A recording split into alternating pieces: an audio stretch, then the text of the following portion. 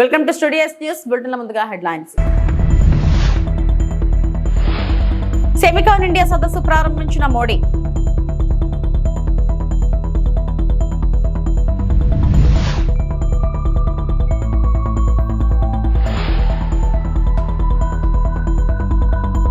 YS Rajasekhara రెడ్డికి జగన్ షర్మిల నివాళులు.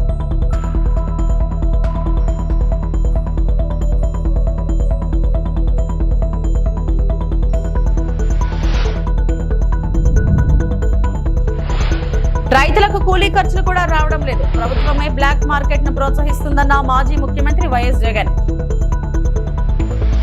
భారతదేశ సెమీకండక్టర్ పర్యావరణ వ్యవస్థను ఉత్ప్రేకరించే లక్ష్యంతో రూపొందించబడిన సెమికాన్ ఇండియా 2025ను ప్రధానమంత్రి శ్రీ నరేంద్ర మోడీ ఈ రోజు న్యూఢిల్లీలోని యశో భూమిలో ప్రారంభించారు.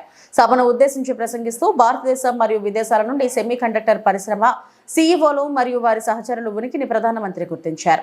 వివిధ దేశాల నుండి వచ్చిన విశిష్ట అతిథులు, స్టార్టప్లతో సంబంధం ఉన్న వ్యవస్థాపకులు మరియు దేశవ్యాప్తంగా వివిధ రాష్ట్రాల నుండి వచ్చిన యువ విద్యార్థులను ఆయన స్వాగతించారు.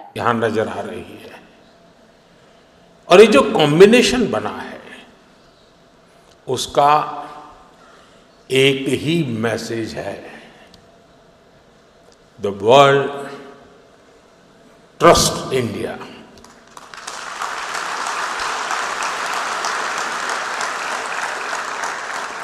The world believes in India and the world is ready to build the semiconductor future with India.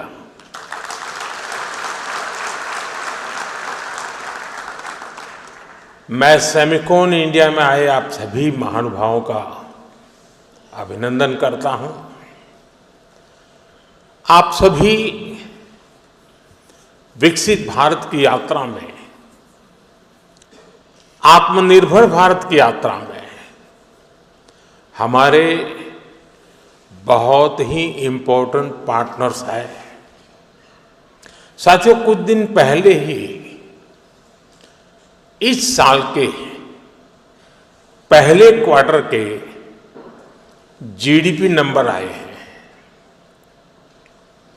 एक बार फिर भारत ने हर उम्मीद, हर अपेक्षा, हर आकलन से भी बेहतर प्रदर्शन किया है.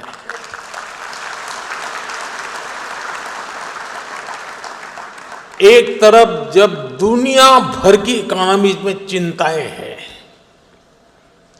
आर्थिक स्वार्थ से पैदा हुई चुनौतियां हैं, उस माहौल में भारत ने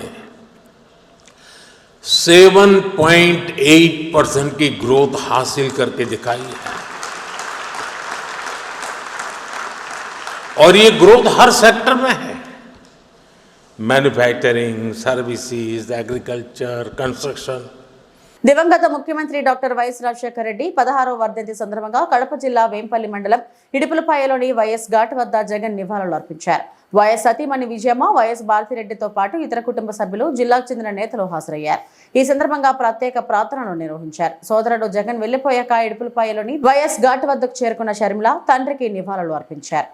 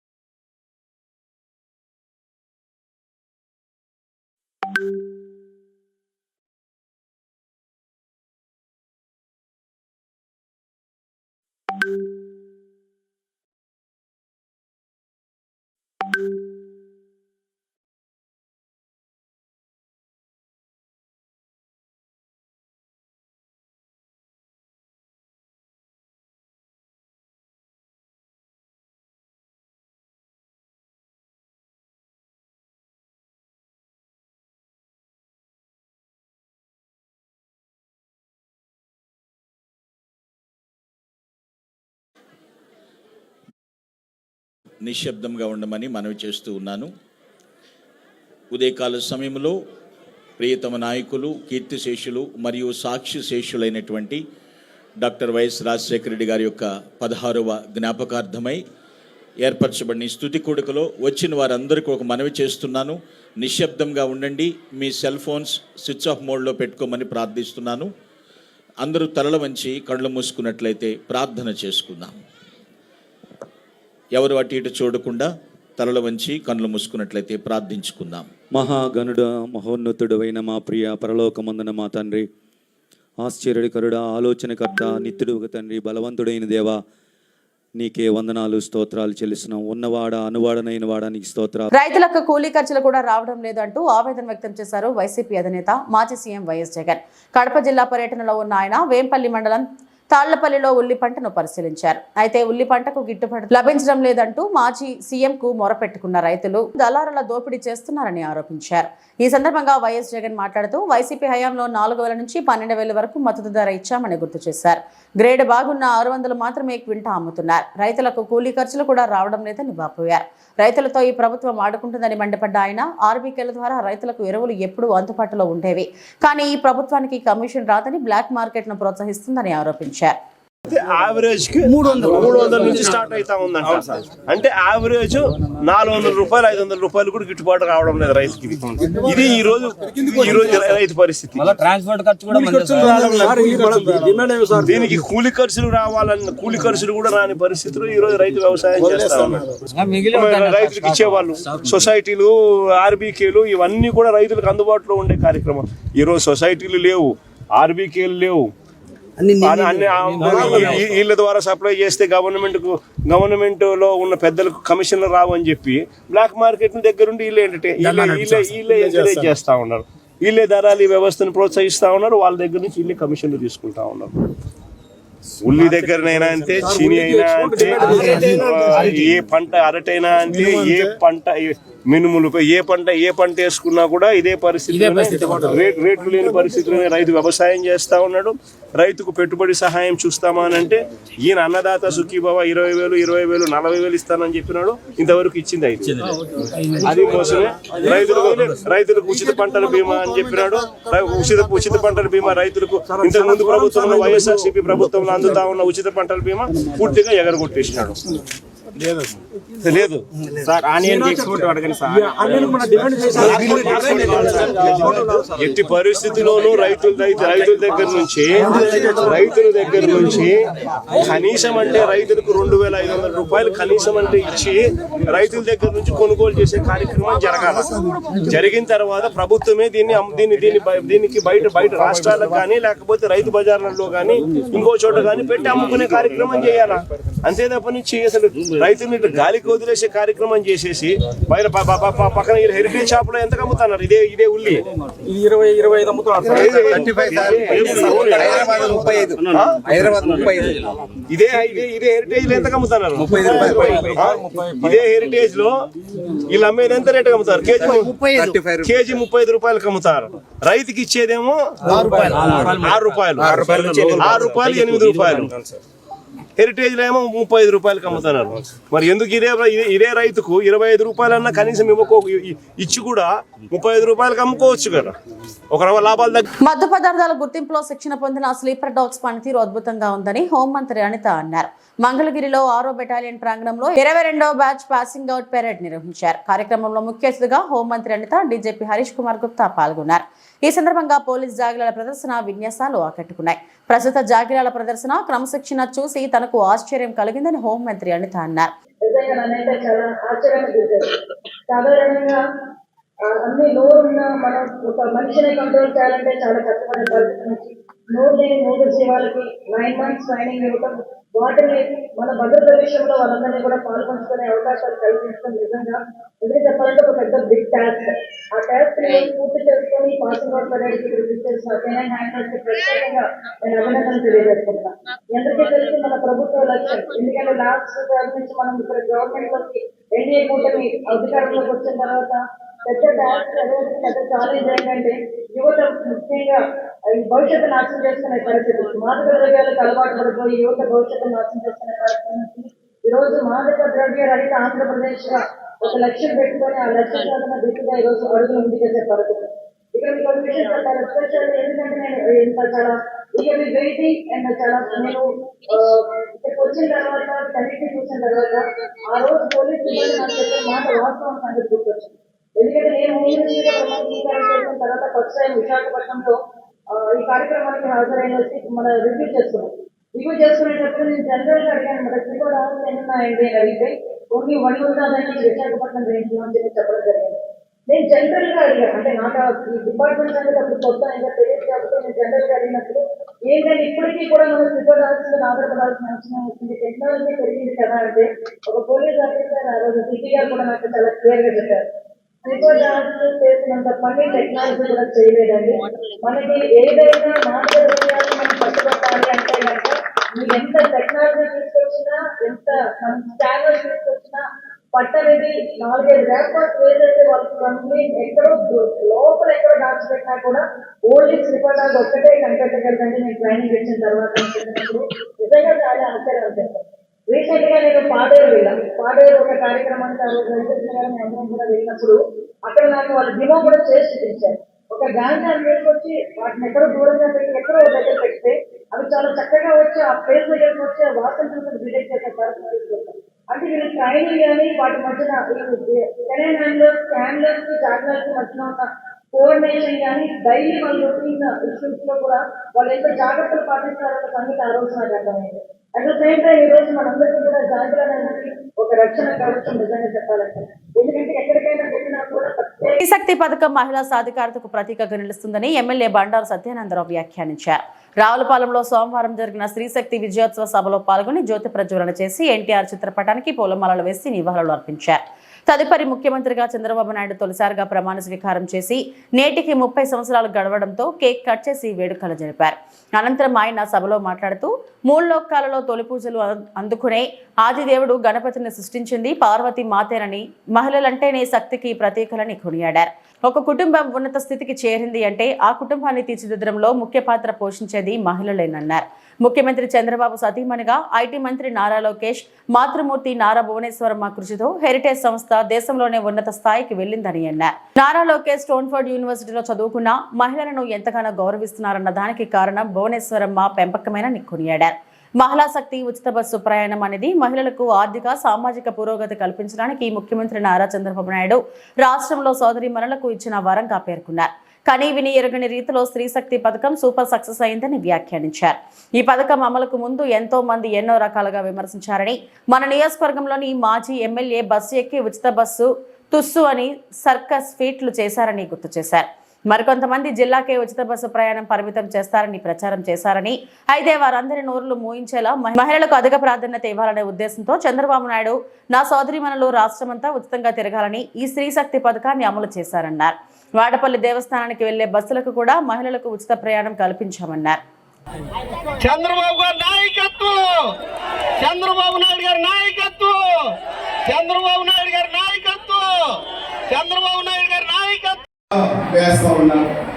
అదేవిధంగా ఎన్టీఆర్ భరోసా పెన్షన్లు 3,000 నుంచి 4,000 రూపాయలకు ముఖ్యమంత్రి అయిన వెంటనే గడిచిన 3 నెలల్లో కలుపుకొని 4,000, 3,000 కలిపి 7,000 అందించిన ప్రభుత్వం దేశంలో ఏదైనా ఉంది. 4,000 రూపాయలు అందిస్తున్న పెన్షన్ అందిస్తున్న అత్యధికంగా పెన్షన్ అందిస్తున్న రాష్ట్రం ఏదైనా ఉంది అంటే ఈ దేశంలో ఆంధ్రప్రదేశ్ ఎన్డీఏ కూటమి చంద్రబాబు నాయుడు గారిని మీ అందరికీ కూడా తెలియజేస్తా ఉన్నా. గర్వంగా గొప్పగా ఫీల్ అవుతా ఉన్నా.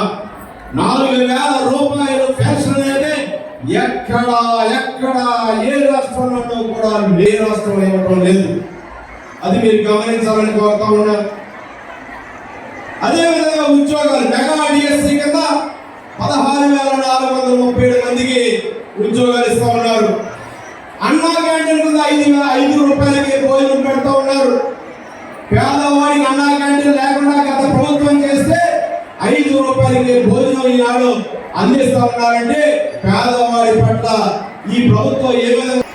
మరి ఈనాడు చాలా మందిని చూసాం. చాలా మంది నాయకులు తండ్రులు అధికారంలో ఉంటే రాష్ట్రాన్ని దోచుకున్నారు. అనేక దుర్మార్గాలు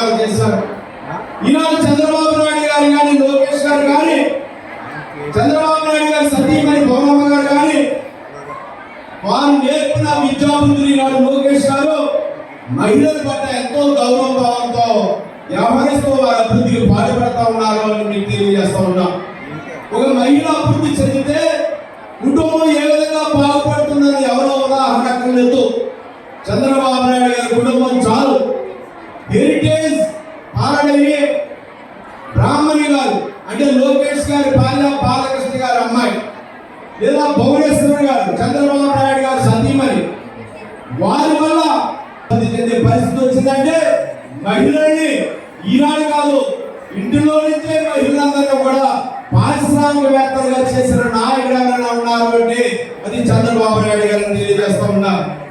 మన అదే విధంగా మరి పథకం ఉంది శ్రీశక్తి. మాజీ సీఎం కేసీఆర్ పై సిబిఐ విచారణకు కారణం హరీష్ రావు సంతోష్ అని తెలంగాణ జాగృతి అధ్యక్షురాలు కవిత ఆరోపించారు. మాజీ MP Santosh, Harish Rao mega engineering వల్ల కేసీఆర్ కు చెడ్డ పేరు వచ్చిందన్నారు. కేసీఆర్ జనం కోసం పనిచేస్తే ఆయన పక్కనున్న వాళ్ళు సొంత ఆస్తులు పెంచుకునేందుకు పనిచేశారని ఘాటు వ్యాఖ్యలు చేశారు.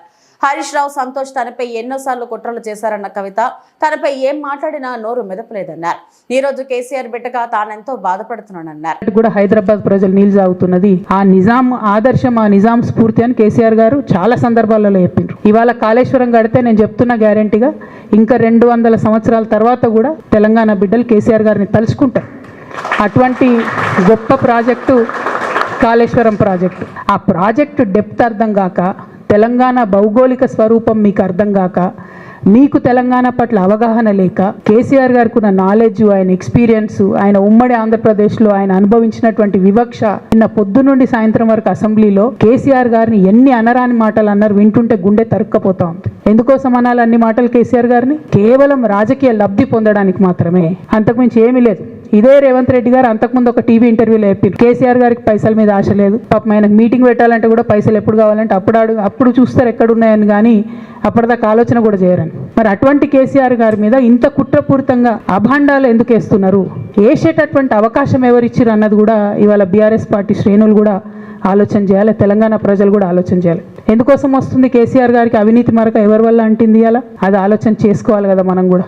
కొంతమంది కేసీఆర్ గారి పక్కన ఉన్నటువంటి వాళ్ళు కేసీఆర్ గారి పేరు చెప్పుకొని అనేక రకాలుగా లబ్ధి పొంది వారు చేసినటువంటి అనేక చెత్త పనుల వల్ల ఇవాళ కేసీఆర్ గారి పేరు బద్నామయ్యే పరిస్థితి వచ్చింది. అయినా మళ్ళీ వాళ్ళనే మోస్తాం, అయినా మళ్ళీ వాళ్ళనే ముందుకు తీసుకెళ్తామని అనుకుంటే పార్టీ ఎట్లా ముందటికి పోతుంది? ఒక బిడ్డగా నిజంగా నేను బాధపడతా ఉన్నా. ఇవాళ 5 సంవత్సరాలు ఇరిగేషన్ మంత్రిగా చేసినటువంటి హరీష్ రావు గారిది మేజర్ పాత్ర లేదా దీంట్లో? అందుకే కదా కేసీఆర్ గారు వారిని సెకండ్ టర్మ్లో తప్పించిండ్రు. ఈ మొత్తం కాళేశ్వరం ఎపిసోడ్లో కేసీఆర్ గారికి మరక అంటిందంటే 2-3 వ్యక్తులు కారణం. మాజీ రాజ్యసభ సభ్యుడు ఒకలైతే, హరీష్ రావు గారు ఒకలైతే, మెగా కృష్ణారెడ్డి గారు ఇంకోడు, మెగానో బోగానో ఏదో.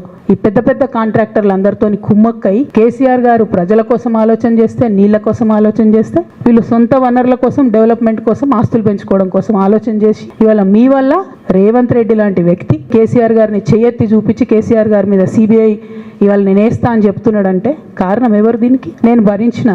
ఇదే హరీష్ రావు గారు, ఇదే సంతోష్ రావు గారు అనేక కుట్రలు చేసినా కూడా భరించిన. నా మీద ఓపెన్గా మీడియా మిత్రులందరితో రకరకాల మాటలు చెప్తే కూడా నేను భరించిన. నా పర్సనల్ అటాక్కి నేను ఎప్పుడు కూడా వాళ్ళను ఇంతవరకు పేరు పెట్టి పిలవలేదు, మాట్లాడలేదు. ఫస్ట్ టైం చెప్తున్నా. నేను ఎందుకోసం చెప్తున్నా?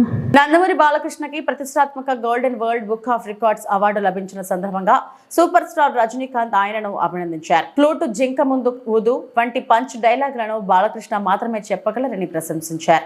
బాలయ్య నటన, సంభాషణల గురించి రజనీ చేసిన వ్యాఖ్యలు ప్రపంచవ్యాప్తంగా ఉన్న బాలకృష్ణ అభిమానులందరినీ ఆకట్టుకున్నాయి. అందరికీ నమస్కారం. ఫ్లూటు జింక ముందు ఊదు, సింగ ముందు కాదు, కత్తితో కాదురా కట్టి చూపుతో చూపిస్తా. ఇలాంటి పద్ధతిలాగా ఓన్లీ బాలయ్య గారు చెప్తేనే బాగుంటుంది, కానీ వేరేవారు చెప్తే బాగుంటుంది. బాలయ్య అంటే పాజిటివిటీ అండి. నెగిటివిటీ ఆయన దగ్గర కొత్తు కూడా ఉండదు. ఆయన ఎక్కడుంటారో అక్కడ ఆ సంతోషం, ఆ నవ్వు, ఆ పాజిటివిటీనే ఉంటుంది. ఆయనకు పోటీ ఆయనే, మీరు ఎవ్వరూ లేరు.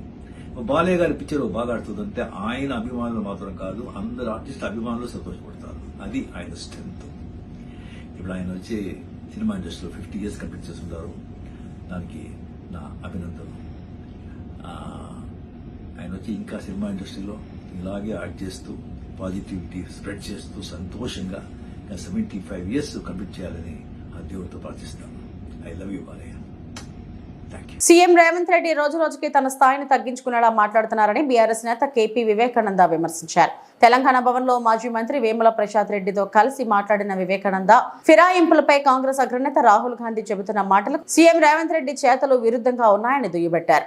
అసెంబ్లీలో బీసీ రిజర్వేషన్ గురించి మాట్లాడుతున్నప్పుడు గంగుల కమలాకర్ ను ఉద్దేశిస్తూ సీఎం చేసిన వ్యాఖ్యలపై వివేకానంద తీవ్ర అభ్యంతరం వ్యక్తం చేశారు. ఇప్పటికైనా స్థాయికి తగినట్లుగా వ్యవహరించాలని హితవు పలికారు. వివేకానంద తీవ్ర అభ్యంతరం వ్యక్తం చేశారు. ఇప్పటికైనా స్థాయికి తగ్గట్లుగా వ్యవహరించాలని హితవు పలికారు.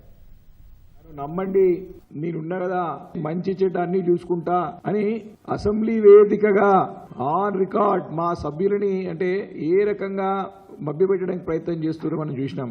ఈ సందర్భం ఒకటే చెప్తా ఉన్నా రేవంత్ రెడ్డి గారికి, అయ్యా నిన్ను నమ్ముకుంటే కుక్కతో కొని పెట్టుకుని గోదావరి ఈదినట్టే. నిన్ను నమ్ముకొని వచ్చినటువంటి 10 మంది ఎమ్మెల్యేల యొక్క పరిస్థితి ఈరోజు ఆగమాగమైనరు.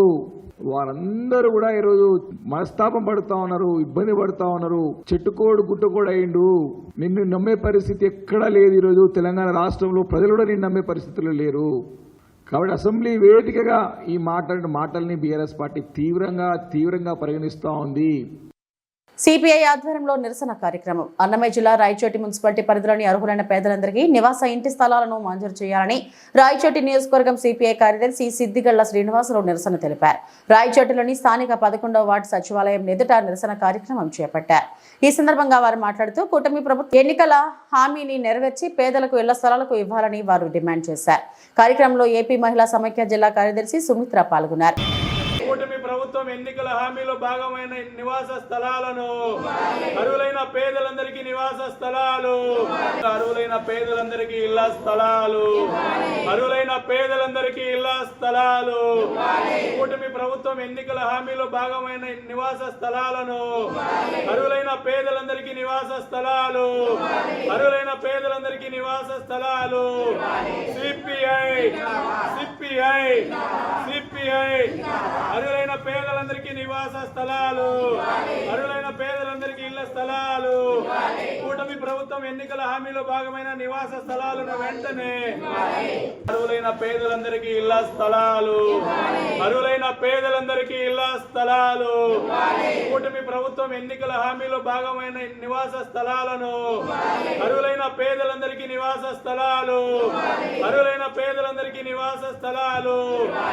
ఎన్టీఆర్ జిల్లా వత్స్వాయి మండలం లింగాల బ్రిడ్జ్ మీద నుండి మున్నార్లోకి లారీ పల్టీ కొట్టింది. మంగళవారం తెల్లవారుజామున సుమారు 7:30 గంటల సమయంలో వత్స్వాయి పోలీస్ స్టేషన్ పరిధిలోని లింగాల మరియు చిట్యాల గ్రామాల మధ్య ప్రవహిస్తున్న మూనేరు నదిపై నిర్మించిన వంతెనపై కాకినాడ నుండి మఠంపల్లి సాగర్ సిమెంట్ ఫ్యాక్టరీ బొగ్గులతో వెళ్తున్న లారీ డ్రైవర్ మద్యం మత్తులో వాహనాన్ని నడిపి మున్నేరు నదిలో పల్టీ కొట్టించాడు. ఎవరికి ప్రాణాపాయం ఏమీ లేదు. లారీలో ఉన్న బొగ్గు నదిలో పడి కొట్టుకుని పోయింది. డ్రైవర్ క్షేమంగానే బయటపడ్డాడు. గత 2 రోజుల నుండి జిల్లా కలెక్టర్ ఎప్పటికప్పుడు స్థానిక అధికారులను అప్రమత్తం చేస్తూనే ఉన్నారు.